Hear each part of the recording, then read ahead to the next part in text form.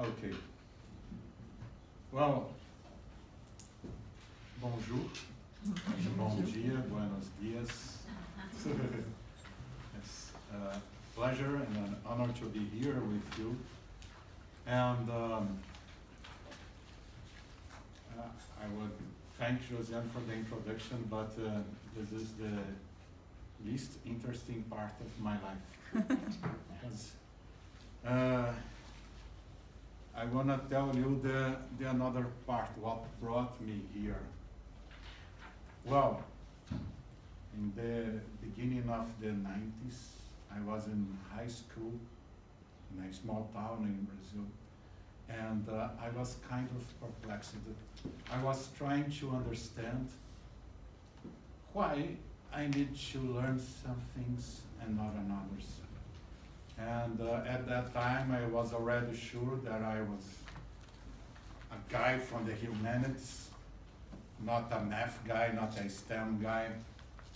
And well, learning physics, maths, biology at high school was quite torture. And well, I survived, but this amazement was always with me. Why people have to learn something and not others, and why must be the same for everyone. And 15 years later, I was already an attorney at the Central Bank of Brazil. You will see that my life is totally non-linear. And I started to write a lot. I wrote textbooks on criminal law, administrative law, later on education law. And I saw something in the newspaper that got me really angry. I saw a homeschool family being prosecuted because they chose to homeschool their children.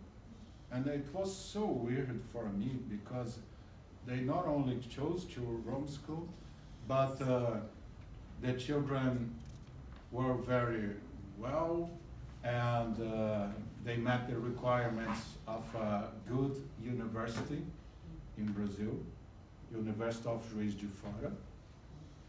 And they were being prosecuted anyway. And I was shocked. At that time, it was 2008, I didn't know anything about homeschooling or education law. And I tried to write a legal defense, an article for this family. I published this article, and then all of a sudden, homeschool families all over the country started to go after me and say, please, please help us. And I answered that I don't know anything about homeschooling or education law. I just wrote a ridiculous article about a case, and they said, well, you are the only one who did it in the country, so you are now the specialist. So I started helping families and started a homeschool association in Brazil, and noticed after some years that people there were not understanding what is their right to education. I mean, what is really education, conceptually speaking, and what it means to have a right to education. Judges there usually think that right to education is right to a place in school. So I started studying education law, trying to understand, and I started giving courses on education law at the Bar Association, started writing about it, and I understood that education freedom is all about parental rights, And I started the first course in my country on parental rights, which I'm still giving. Now I live in Belgium. It's so weird because in Belgium we're 5 hours ahead. It means that my class begins at 7 p.m. in Brazil and at midnight in Belgium. But I enjoy. And I'm still trying to understand education and trying to understand the law of education. I've studied a lot about it, but somehow it still astonish, shock, and make me all. So here, I want to make a bold proposal for you and try to solve a puzzle that I met 15 years ago in the Brazilian Constitution, in which it is written about the right to education pluralism. And never a commentator, a scholar, tried to explain what is this right in my country. So there's something that I want to tell you about education pluralism. And the proposal that I want to advance here for you is that education pluralism is a human right. And the first point is that I'm not proposing the creation of a new human right. It will be two presumptions from my part to want to start from scratch a new human rights. Well, I'm a lawyer, I'm a legalist, and I really believe that rights can only be created by law, national or international law. But at the same time, when we understand the dynamics of human rights, we see that human rights really works as a living tree. Yes, the European Court of Human Rights love this fruitful expression, living tree.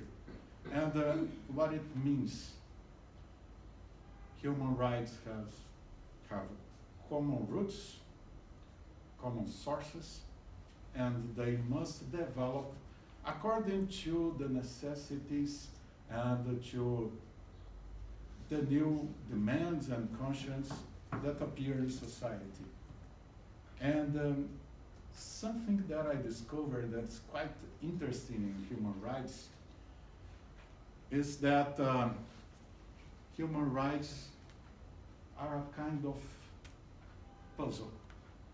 You have all the pieces, but somehow when you join the pieces in a different way, you can find new images, new figures.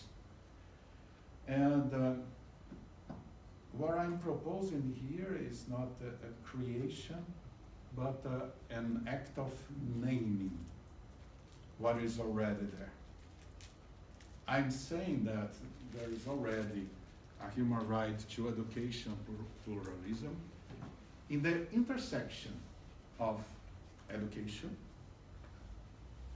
cultural rights, freedom of religion, and freedom of thought. Well, people nowadays in sociology loves to talk about intersectionality. Well, here I'm just talking about the intersectionality of rights and the possibility to see new rights in these intersections. New rights that were not obvious in the beginning. And I need to tell you what I understand by education pluralism and its relation to education freedom. Well, education pluralism, it's a system in which the state recognizes and fosters different education philosophies and pedagogical conceptions. You probably noticed that I'm considering the state not only as one who permits, tolerates pluralism, but one who fosters pluralism. And why is that in this conception? Because when we will talk about educational freedom, we are talking about the freedom to choose between alternatives. This is the very conception of freedom. And it's not a real freedom if you cannot choose between alternatives. If you don't have in practice these alternatives to choose among them. So you only have educational freedom if you have educational pluralism. Okay. So let's talk about something that we all, at least in theory, like a lot. Diversity. It's funny to see that advertisements, because everything that people nowadays want to advertise, they want to show diversity. And they want to sell, I don't know, soap.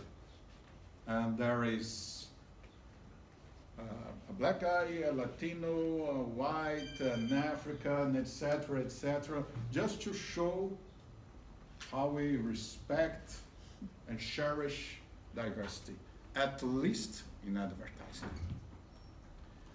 But what is diversity? And why is that important? This is a philosophical question with very serious implications for our everyday life. Well, the concept of diversity is very straightforward. Diversity means multiplicity, but the multiplicity of what? Well, you can have diversity of philosophies, you can have diversity of religions, diversity of languages, diversity of cultures, diversity of ways of life, of customs. But here I want to focus on a very specific kind of diversity, which in my opinion is what matters most. It's moral diversity. And why this is the most important diversity in my point of view? Because all modern contemporary societies have inside them a lot of ways to have a good life. I'm calling here good life a life in which a person has satisfaction for himself, and it's according to moral demands. Então, a good life is a moral life, and let's say a happy life. And the basic question for all human beings is how to have a good life. Well, we can think in a lot of possibilities. And what we have to understand and recognize is that there are several, maybe uncountable ways of having a good life. So it's about your religion, it's about your language, your custom, your philosophy of life, about what you eat, what you value, what you don't value. It's deep inside, very, very personal. And how can we deal with this moral diversity? Well, the first step is to recognize that we have this irreducible diversity in society. And by irreducible, I mean that it's impossible to find a common denominator in this diversity. Oh, how about? Well, among all these ways to have a good life, you can't say that there are an overarching scheme in which a person must fit to have a good life. No. It's the other way around. In fact, we have a reasonable array of options for everyone to choose about among these possibilities.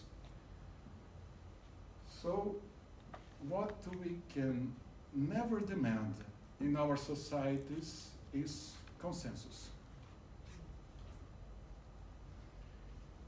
And the impossibility of consensus is somewhat one of the foundations of democracy. And why I'm telling that?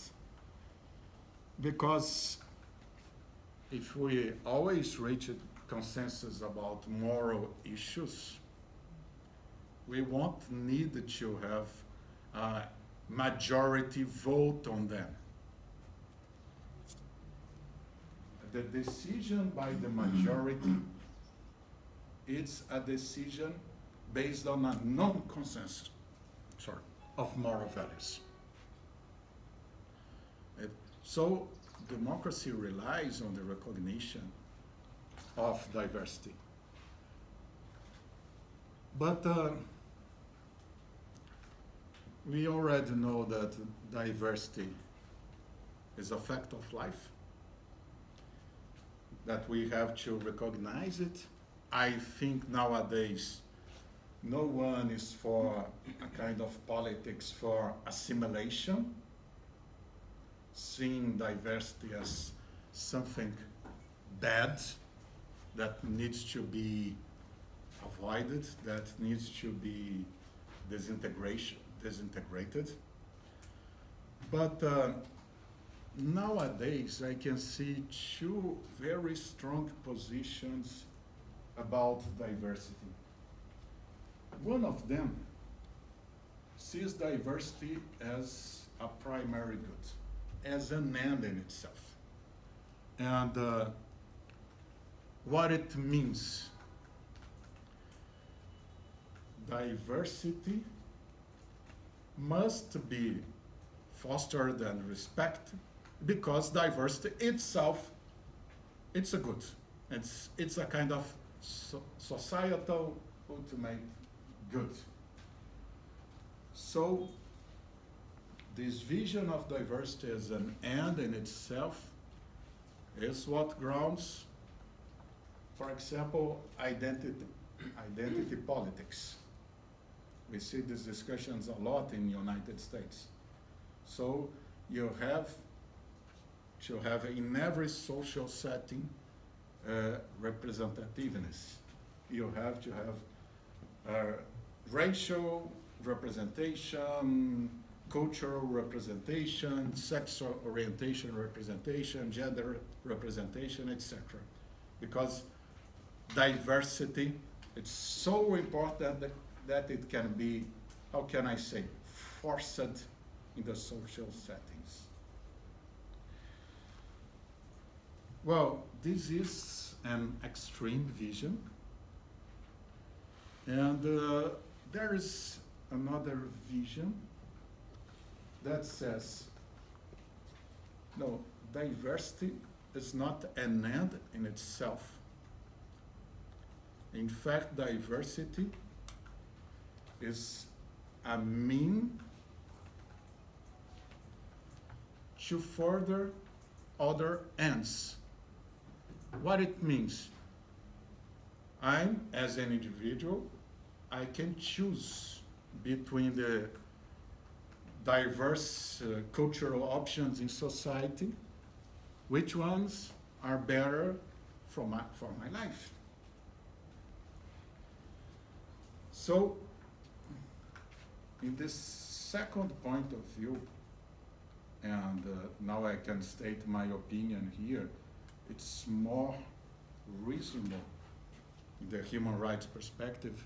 This second point of view, you protect diversity because you are protecting individual cultural choices. I will tell more about this later, but keep in mind what we are is a product of our cultural environment, at home mainly, and after of our cultural choices. These choices that must be protected in a diverse society.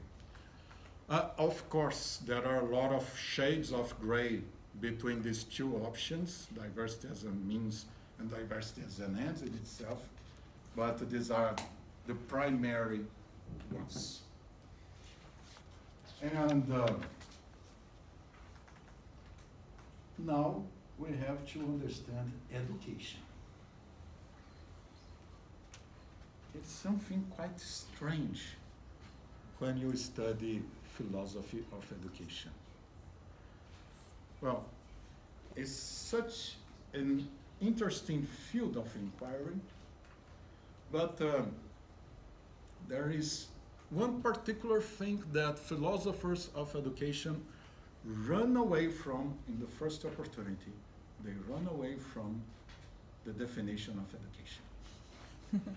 It's curious because it's very hard to find a philosopher of education who deals with this obvious issue. What is education? I can only speculate why it happens. Maybe because the very definition of education deals with a lot of deep values, cultural, ideological, philosophical, even spiritual values, that it's sometimes difficult to deal with, especially in academia. Talking about values, ethics in academia, it's sometimes seen as, how can I say, forbidden. So let's forget what is education and let's teach education. Well, it doesn't make much sense. Okay, if you want a suggestion, the one philosopher who really dealt with the conception of education was a British philosopher called R.S. Peters. And what did he say? A very interesting statement, that education is a normative conception. What it means to be a normative conception? It means that by its very nature, when we call something educative, we mean that something is good. We do a value judgment. Ooh, that means, according to Peters, that we can't exclude ethics from education. So when we say that he had a bad education, In fact, we are saying, oh, he didn't receive enough education, or he received another thing but not education, because education is necessarily a positive thing. So we are doing this huge intervention in the minds of the children, because we don't believe that spontaneous, natural development will be enough to have a good life in our society. We want education because we think this is the best for them. And in the end, education is for human development. Where do you find it? Well, in a very important article in the Convention on the Rights of the Child, Article 29 on the aims of education. And it's strange because it's a long article, but almost forgotten by the scholars about the aims of education. Because, as I said, talking about values, making a teleological thinking may be very challenging. Então, I said então in Portuguese, sorry.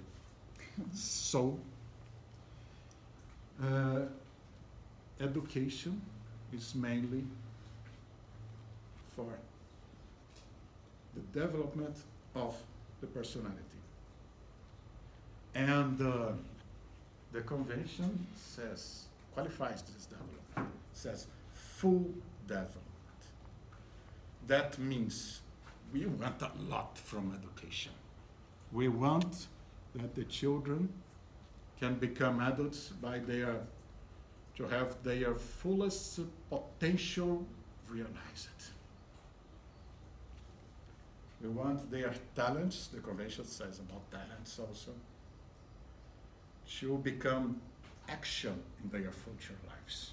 This is a very nice ideal. But education is not only about development. Education is a kind of guided development.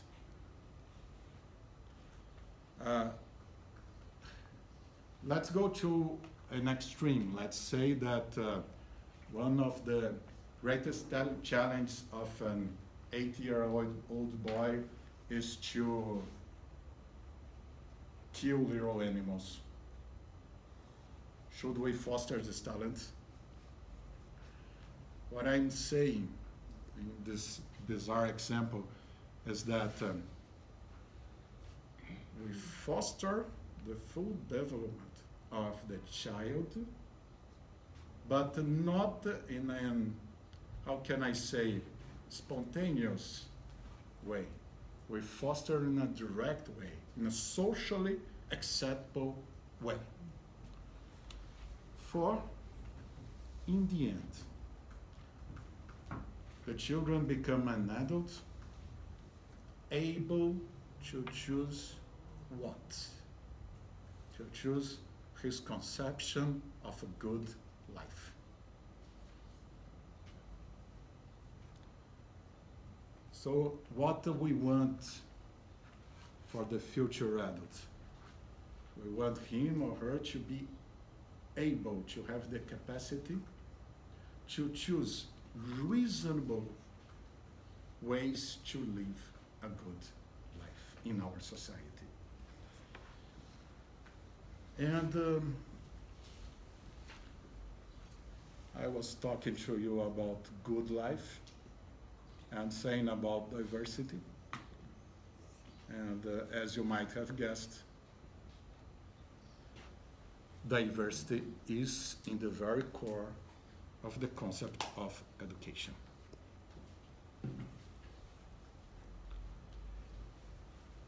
It means there is not only one education. It's not a personal opinion of mine. That's not only one education, by definition. In fact, it's very curious when you study learning theories. You will find totally different learning theories. For example, you can find Ivan Illich. You ever heard about him? The schooling society. He wants a society without schools. I think that Ivan Illich is from here, from Switzerland. Okay. From Austria. Oh, Austria, sorry. But he has a Croatian name, I have to say. Croatian name. Okay, okay. Thanks. And it's a very provocative little book, This Schooling Society. He envisions a society totally without schools. And it's too radical, but he knows how to make a point. Well, on the other extreme, I can refer to my fellow Brazilian Paulo Freire, which is very famous also. And he used to say, education is always a political act. To educate is to make someone conscious of his or her political role. And you can find a lot of these ideological different approaches in education. Well, this pedagogical diversity in education, this philosophical diversity in education is inevitable. Because education is not a science. It's not a STEM science. Education is a philosophy. In the end, education depends mainly on one thing. And what is your philosophy for a good life? So, what we see around the world when governments talk about a national curriculum and international agents talk about standardization, we see that they sometimes forget that diversity and controversy is and will be always at the core of education. That it's inevitable and it will never go away.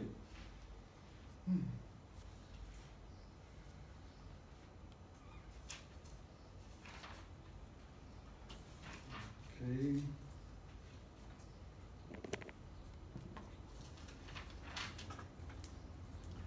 Now, let's talk about the other human rights involved in the right to educational pluralism. The first one, and the most obvious one, in my opinion, is freedom of religion. In fact, if you study the history of education in Europe, you see that freedom of education was understood primarily as freedom of religion.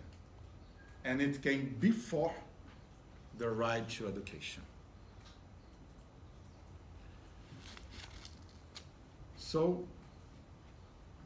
after the religious war on the continent, mainly after the Westphalia peace, what we had? The possibility of choosing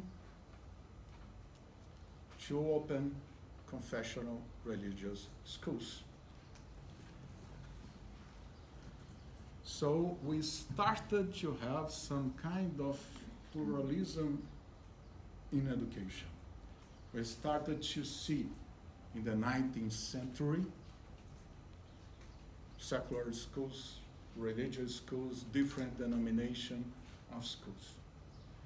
So in the beginning, educational pluralism was freedom of religion. And freedom of religion in Europe, it's a very well developed concept in the European Court of Human Rights. And what is challenging is the application of this concept. I'll give you an example in Belgium where I live. Islamic group is trying to open a school, a confessional school, Muslim, and they are facing resistance from the authorities because the authorities fear that a Muslim confessional school would mean segregation. And when they asked my opinion about that, I thought, well, if you use this reasoning, it means that every religious confessional school would be segregation. And don't mistake, some people are already using this argument against all kinds of religious school. Okay, so freedom of religion is well established. It's a kind of, how can I say, old right, but with challenge in practice. But a right that I think it's much more interesting today, and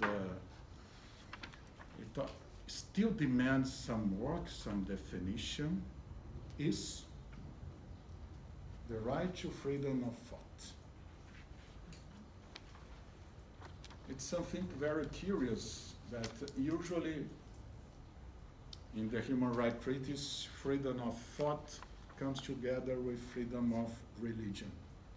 And almost always people conflate both things. So if you have freedom of religion, you have freedom of thought. No, these are not similar human rights. Well, freedom of thought has one very important but elusive object. This elusive object is mental integrity.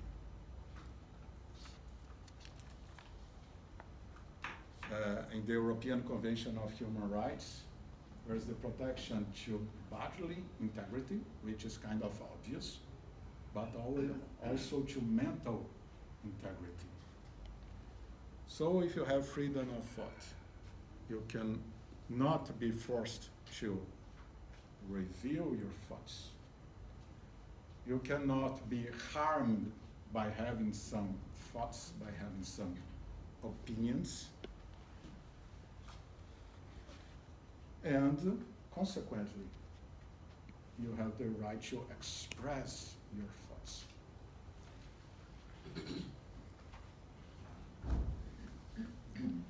And we tend to see freedom of thought as a negative right, meaning that it's our mind, our privacy. But it's also a positive right, in the meaning that the state must provide an environment to foster freedom of thought. Because our freedom of thought develops when we have free access to information, when we have our beliefs respected. And what is maybe the most dramatic violation of freedom of thought? Well, nowadays, people like to think about this science fiction stuff that is turning into reality, like a Neuralink, control of thought by machines, etc. Well, this is interesting, but long time ago, we already created a system to control thought, to mold thought, to make people think in a specific way. And what we created for this is exactly the educational system. Well, I was in Waterloo yesterday, in Belgium, where that famous battle happened 200 years ago. And I have this bias, everything reminds me of education. When I was there, I saw the picture of the Prussian commander, and I remembered, okay, the Prussians were very traumatized because they were totally defeated by Napoleon. They just won Napoleon in a multinational coalition, like the Americans do nowadays. And they think, no, we don't have an enough militarized nation because we lose with shame. So we have to prepare our society for war, for obedience, and prepare people for a more industrialized society. Everyone knows the modern system of education, compulsory education, started in Prussia in the 19th century. The detail that I think most people misses is that the reason was the Napoleon trauma. They didn't want to lose again. It's so curious how education got so many strange missions throughout history. For example, to create nations. Right after the unification of Italy, one of the new leaders said, referring to the new school system of the country, well, we already have Italy, now we have to have Italians. You know, get this through education. In the US, you had compulsory schooling in the 19th century also, but it was because of the Catholic menace, because they had huge Catholic immigration and they were scared that it would be a menace to their Protestant culture. So schooling was a way of assimilation. So I don't have the answer for you, I'll be very sincere.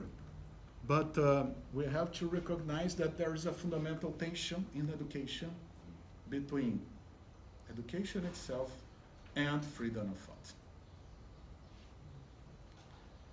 And we have to devise models and mechanisms to deal with this tension.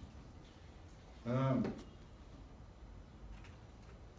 fact, I want to read a short passage here about this tension. The intersection of democracy and education gives rise to a troubling paradox.